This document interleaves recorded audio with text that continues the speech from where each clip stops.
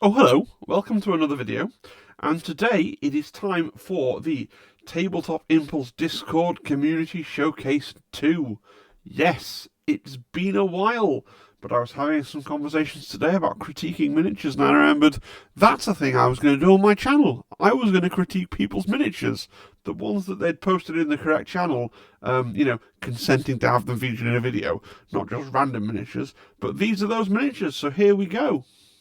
So first we have Whopper's Wormblade. Now, apologies to Whopper, he posted a load of stuff, and I've limited him just to these. If you want to post them again in the channel, Whopper, after the green tick, then I can feature them on the next community roundup.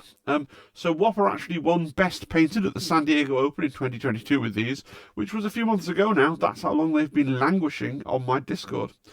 They are absolutely spectacular miniatures. I would like to draw your attention to the cloak here, right? Like on this guy. That's just amazing. Like the work, the blending, the way the light falls. I mean, this is witchcraft. Look at the freehand here on the Magos. They got a different name. Remember the names for the pieces in the game that you run a channel for. No, but regardless, the yellow trim there is amazing. The blending again on the arm here is amazing. I just like everything about these. The color choices are really cool. They kind of remind me of sort of comic book colors, like early Judge Dredd and that kind of things. Just the kind of vivid primary colors next to each other. And it works. It really does work. It's a unique style. It's not the Games Workshop style, but it's utterly fantastic. I do always like to give a piece of critique with my evaluations, and that this is a competition-winning entry. So my piece of critique is going to be this: take a photo of the whole thing next time. We got loads of little cool zoom ins like this. But the photography, I think, is these, I am certain, would look 100. I mean, even the highlighting on the bricks, it would be easy to kind of ignore that, but that's really cool there as well. Like, I'm sure this looks 1,000 times better than it does in the flesh. Your photography is letting down your frankly amazing skill at painting there. Okay? All right, Akuma, two salamanders and a space wolf. Can I say, and this is just a trend, I guess. This is not the Games Workshop style of painting. This is, I mean, look at this one. Look at the way that the light is kind of coming at it from this side, and he's got half his armor is lighter and half is darker. And here on the space wolf, again, you've got the way the light's playing across the armor. So you've got parts of the armor in shadow.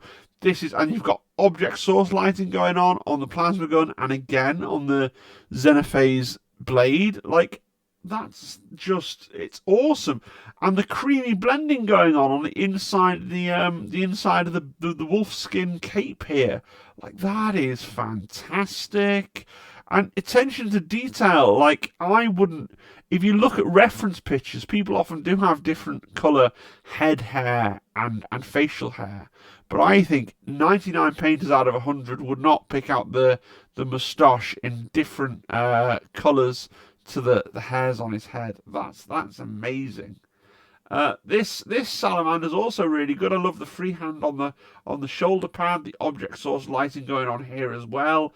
The fact that the lights kind of come in from the front here, and there's elements of shadow. That's really good. Really amazing. If I had to give one piece of critique, this fella, it's so sad. He seems to have caught varnish a little bit on his shoulder pad. It's dulled down a little bit there. You can see it on the rims here at the bottom as well. Could be the harsh lighting that you're photographing under, but this is a really good model, nonetheless. And I'm sure in person it looks great. I don't want to give a second piece of critique, but when I'm painting, and I notice you've done it on none of them, and your style, your quality is so good. But I would just black in the kind of the undersuit on the Marine, right? So these sections between the legs and the arms and the shoulder guards. Like, if it's a choice and you like it that way, then more power to you, because it's your models and your expression of what you want. But I think that they might look better if those parts were black. And some people do them silver, but I always read them as a black rubber undersuit. But that's, hey man, it's your hobby. If you like them that way, your technical skill far surpasses mine. So it's just something to consider. Major Tom posted so much more Star Wars stuff. There's even more Star Wars stuff than this in the Discord that I would not fit onto this slide. Major Tom is a great painter. He's a fantastic painter. Apparently, in an argument we're having recently, we don't argue, debate, right? Major Tom's like, I hate painting, and I'm like, you have no business hating painting. You're damn good, right? You're damn good at painting. These, I feel sorry, this is the second time he's tried to submit these Death Troopers. I'm going to say the same thing, like, I can't see them. Like, I'm sure they're great in person, but your camera just doesn't want a Death Trooper, does it? Like, I don't know what you can do, but I'm sure they look, for anyone that doesn't know Star Wars, and I'm not, like, I've seen all the films, but Death Troopers only appear in, like, some of the different bits of extended media. Most notably, like, recently they appeared in Mandalorian, but they were like the robot Death Troopers. These are the guys who are Death Troopers. I think there's a couple in the Obi-Wan, like, series as well, but they've been in the sort of extended universe of the lore since time immemorial, and they're basically just stormtroopers in jet black armor. But yeah, shiny and black all over is what they're supposed to look like, but it's just really hard to photograph. I love this Boba Fett. It's a simple thing. I've always thought that Boba Fett is a really awkward colour. Like, it's not quite olive military green. It's got like a little bit of blue. I don't know what colour he's used for the helmet and the chest and the breastplate and the groin, the cod piece, I guess. But I really appreciate how screen accurate the Boba Fett looks to the colours, at least to the colours that I remember Boba Fett being, right? That's really, really cool. The attention to detail, the fact that I think he's done some work with varnishes as well, unless it's just the trick of the light. I think there's gloss on the helmet and on the chest piece, and there's no gloss on the cloth. I think that's what he's done there, which is really very clever as well. Big fan of that. Big fan of that. The Stormtroopers are my pick of the thing I like the best on this page. I love the Stormtroopers. I think they look really, really good. It's such a simple model, but for what it is, bright white armor, it's really hard to get bright white armor to look really good. And I think he's done an excellent job of the Stormtroopers here. And then these guys, I don't really understand what they are. My Star Wars lore has fallen off. They have the same hats as the Rebel fighters on in Return of the Jedi, the Commandos on Endor, but they're dressed to go to a disco. Like, I'm sure there's a reason for it. I'm assuming from the colour palette it's a comic book thing, right? Because comics do that, right? Just like I was saying for one of the previous submissions, comics tend to do that thing where people just have incongruously bright clothes because it looks really cool in a comic book. But I think that they are Rebel, touch wood, that they are Rebel troopers from, like, Return of the Jedi with an alternate colour scheme of Major Tom's devising. But possibly they're from some other media that I don't know. I certainly don't know who this guy is or what. He looks like a Tau. I said that. There's obviously a race of people in Star Wars who look like Tau because it was Cad Bane, and I only know that because Zimbad came and told me in the previous submission who looks like a Tau.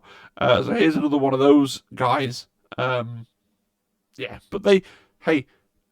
I'm just rambling about how little I know about Star Wars, which isn't really an accomplishment. It's just me being dumb. But they look really good, don't they? They look really, really good.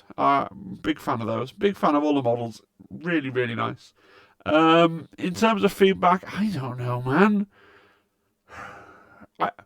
I guess for me the bases are a bit flat and a bit samey, but that's probably what you're going for. But maybe you could put some rocks there, like under the snow, to give them just a little bit of interest. But honestly, if you've done many, many, many bases in this exact style, you don't suddenly want to change up now. But they're just a bit. Snow's great, but you can have something under the snow. And I'm not quite sure what you're going for with the red. Maybe it's a particular planet in the Star Wars lore that has red soil and then snow. I don't know. But if I was going to pick on anything, I'll pick on the bases. Okay. Sully. So Sully did a really cool thing for this roundup. He posted one of every Kill team that he's painted up so far for Kill Team. He's probably done a lot more by now, right? Because these have been, again, languishing in my Discord for a long time. So we've got four of the bespoke teams, okay, plus Plague Marines. I don't blame you, Sully. Plague Marines are great in Kill Team. I really want to get a bespoke team soon. I really, really like these. These are my sort of wheelhouse. You know, he's really painted them in the classic Games Workshop style, the classic paint jobs, like they've stepped off the covers of the boxes, which is by and large what I like to do. Yeah, I think he's used a variety of approaches because I think that the Kriegsman looks maybe to have a little bit of contrast going on, or just a heavy wash layer on his jacket, whereas I think that the Commando here looks really, really good and clean in a classical painting style. I love the way you've done the faces on the sisters. That's really cool. And the freehand, whenever I do try and do this sort of stuff, it ends up looking really, really bad. And I use a lot of the decals that come with the sisters now that have, script on it. That's what I'm going for. The freehand on here for the script is really, really good. And you've painted them. So, as I say, you've done the classic colour scheme. You have eschewed the brown cloth that the novitiates have in a lot of the art, and you've gone for the classic red cloth of the Armated Lady proper. Hey, it looks really good. I like both colour schemes, but a lot of people have gone that way with these. I think it looks really good. The really classic Tau as well, not the white that we see from Games Workshop all the time, but the really, really classic, like Tau Sept Tau. That's really, really good as well. If I'm going to nitpick, and you know that I will, because I love to give you some feedback to feed forward, the lighting on these photographs is not doing justice to the miniatures. You know, your miniatures look really, really good. Your lighting is just kind of off, so it's really hard. Like, it's really, really hard. I've got a whole mess of things over on my painting desk over here. I've got lights, I've bought light boxes, I've got a DSLR suspended up here, I've got another camera up here, and I've got so many things in the pursuit of trying to get a decent picture of a miniature. And at the end of the day, I end up using my camera phone. The new Google Pixel 7's got a macro. If you're in the market for a new phone, the brand new Pixel 7, only the Pro, has a macro mode. Amazing. But it ends up being a photography critique rather than a painting critique. But unfortunately, that photography thing becomes a barrier to me accurately judging the miniatures. The only other thing I would say, the Plague Marine looks amazing because you've just put this, and this is 30 seconds work. I don't often say you should go back and add to a miniature that you count as being finished, but I genuinely think you would find if you went back and you put a dark brown rim, like you've done for your Plague Marine, if you put the same dark brown rim on all your other miniatures, they'll just instantly look 30% better for about 5 seconds work. Like, that is an absolutely bankable thing, right? You don't want to, I don't think, generally have the base rims match the surface of the base. You want the base rims, think of it as like the frame on a painting. I always do black. Some people don't like black. Games Workshop always do this dark brown colour. I think that can look really good. But you don't generally want to... Oh, what's happening? As far as you can see, that was very strange. Did you get a... I think... Oh well. My computer's just having a wobble. There we go. It's all part of the good fun.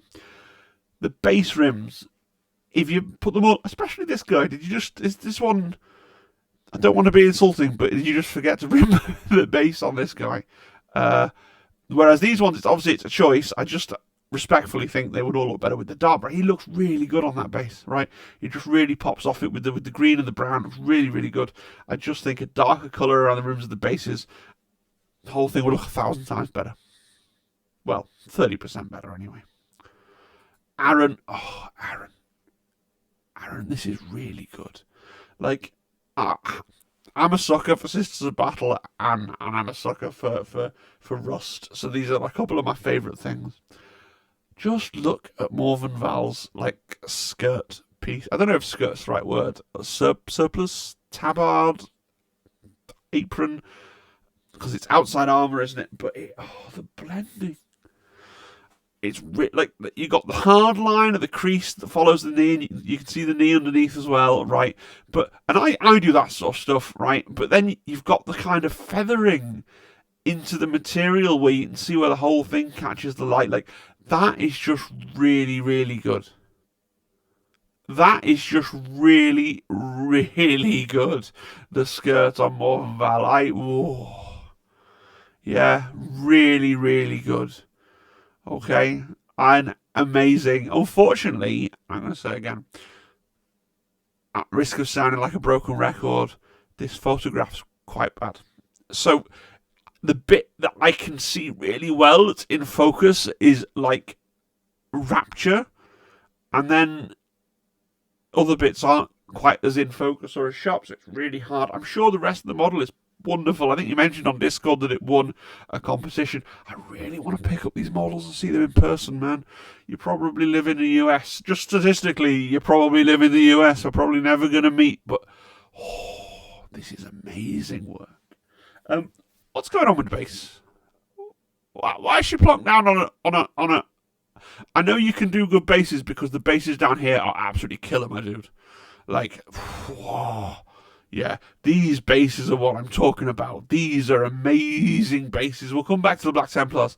These are amazing bases. So what's happened here? Come on. You gotta. It's such a good model. You obviously spent hours and hours on, and then they black base. Come on, man. Come on. The terrain. Oh my god, I do not put this much effort into my terrain ever. And there's so much to pick out about this that's amazing, like the little posters that you print off on the printer, and then you get them down in miniature, and you put all the PVA stuff on them, and you cut the little slices. I've seen it done before. I've never done it myself. You cut the little slices out with your scalpel blade. That's really good. Like, that's really good. But my most favouriteest thing about this whole piece is the rust. Like, any Tom, Dick and Harry can do a rust effect, right? And rust always looks pretty good. It's a great effect. But what is so mind-bogglingly perfect, right, about the rust effect on this is it looks like the paint is actually on top of the rust. It's these bits here of darker paint sitting on top of the rust layer that actually create the impression of that. It's that verisimilitude. This actually looks like a real object with the blue paint kind of bubbling and chipping off the underneath layer, which is rusting. Really, really like those. The Templars, they were further down in the Discord, and honestly, I could have put these at full size on a slide and had a slide all to themselves. They're really good as well. They're really smashing it out the park. These are perfect in every way. The bases, the models, the design element, these have some real third edition was the big Templar edition, real third edition vibes, and I'm trying to work out what does it for me. Because I have notionally a Primaris Black Templar. I've never painted a Black Templar army, but I notionally have a Primaris Black Templar army. But I think it's the inclusion of just so many red elements that makes them look a little bit old school. Like, I'm going to have to remember that, right? Try and work red into most of my Templars, because it's the red that makes them look kind of just that little. It just gives them that little extra pop over the black and white. And the big built-up base. Are these bases you've done yourself, or are these resin? Doesn't matter. Like, if you've bought in resin bases, you've painted them at a high standard, you still get the same level of praise. But they look really, really good. Really very good, Aaron. Well done. Kill Team Hungary, very secure, right? Just one model from Greg. Okay, so Kill Team Hungary is another YouTube channel out there. Really, really good channel. It doesn't talk about Kill Team as much as you would think for someone called Kill Team Hungary. Like, that's my feedback for you. It's not painting feedback. It's to make more Kill Team videos. Kill Team Hungary. Yeah. Back to the model. Like, dirty white is sometimes a cop-out. Like, I'm going to do white armor. I'll do dirty white. That's easier. And that means that the white armor often ends up looking either grey, or if you put too much black into it, it looks grey. If you put too much brown into it, it can look yellow or bone coloured. What Kill Team Hungary has done here is he has managed to weather the white, but still create the visual impression that the armor goes up to pure white, that the armor is pure white armor, even though it's obviously been used a lot. I mean, I hadn't seen this before. Look at the sort of the blending and the highlighting just on the silver of the Bolter mag here, and the little shine lines that go across, the highlighting, and the fact that I think it is just a wash effect, but the fact that it's darker at the top and it comes out down the bottom and it's shiny, it's very, very good. It's very, very good. Does he have any squad mates? Come on, these will look really good as a whole little kill team or a whole little squad. I want to see the rest of them. Okay, Kill Team Hungry. Yeah, but a really, really nice miniature. Really, really nice. A better view of his face would be good. The face looks pretty good, but I can't quite get the full on picture there. The armor's the main thing. You're front and centered, and the armor, the white armor, is absolutely spot on. Spot on.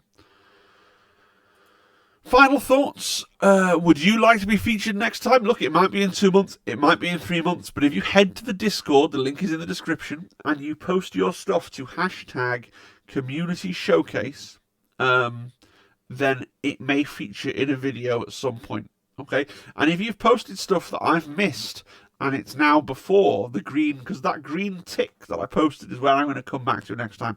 If you have posted stuff that I've missed, just put it again under the green tick and be like, no, Phil, I still want you to review this. Okay, a couple of channel updates like things. So I got some really good feedback asking about recommendations for new microphones from Kill Team Stream. Was saying to me that it sounded like it was electrical interference. I did some Googling, like, how do you get rid of that interference noise? And then people were like, oh, well, what can happen sometimes is you've got the gain, the digital gain turned up too high, and then the manual gain turned down too low, and then you're amplifying the wrong parts of the noise. And sure enough, I had the manual gain was all the way down, and the digital gain in Windows was all the way up. So now I've turned down the digital gain, right, and I've turned up the manual gain, and then I'm too quiet, right? So I'm too quiet. And so how do I not be so quiet? They were like, put the microphone like near. This is why I'm trying to now speak more with you can see it in the video, right? It's like here, so I'm trying to speak more into the microphone. I did do a sound test earlier. People are still saying there's weird reverb. I still think there's going to be weird reverb because of these glass cabinets at the back, right? I think the sound's going to bounce off them naturally. Hopefully with the proximity there, it's going to help out. Let me know in the comments, because as I said before, I have a terrible ear for these sorts of things. Let me know in the comments if the audio is drastically improved compared to the last sort of 4 or 5 videos. Let me know if you still think I need to invest in a new microphone. Or any other tips and tricks, like if I need to move it to a certain more further away or more nearer, or things you can do in OBS if anyone's knowledgeable about these things to try and clean up the audio a bit further. The thumbnails have reverted, so I did that last video with the orange thumbnail, and I thought it looked really good, and I got a lot of feedback. It looks like a cheese and tomato pizza, it looks like a slice of salmon. I just don't like it. I prefer the other one. It's supposed to be orange marble, because I've got this marble background in the PowerPoint, and I thought orange marble was like a version of that stands out, but a lot of people don't like it. So, okay, I can listen to sensible critique. We revert back to the other style of thumbnail. Easier for me to do anyway. I mean to do a video about Warp Coven. I started today doing the Warp Coven deep dive. Warp Coven hurt my brain. They are, between them and Necrons, they're the most complicated kill team, and the difference is I like Necrons. Like, I like their background and lore. The Warp Coven, the Thousand Suns are not something where I love the background and lore, so trying to get through the rules and understand them to explain them to you guys is an absolute slog, but I promise that video is coming. But they're probably my least favourite. Not because there's anything wrong with them or with you. If you play Warp Coven, just my personal taste, they're my least favourite team in all of Kill Team. But I will get through it somehow. I just want to finish by saying a big thank you to my members. I've already got 4 members, 5 members. It's ticked. I should really know, shouldn't I? But I've got 1 tier 2 member, and I think I've got 3, possibly 4 tier 1 members. So thank you very much. That means a lot to me. If you're not subscribed, please subscribe, like, comment, and join the Discord so you can enter the next community showcase video. That's all from me. Hopefully I haven't upset anybody by insulting their camera work, largely. I think the painting was all pretty fantastic with a few little niggles here and there. Hopefully no one's upset with me. Leave me a comment if I upset you so I can apologise and so it doesn't fester. Okay. Have a great evening. Cheerio, folks. Bye-bye.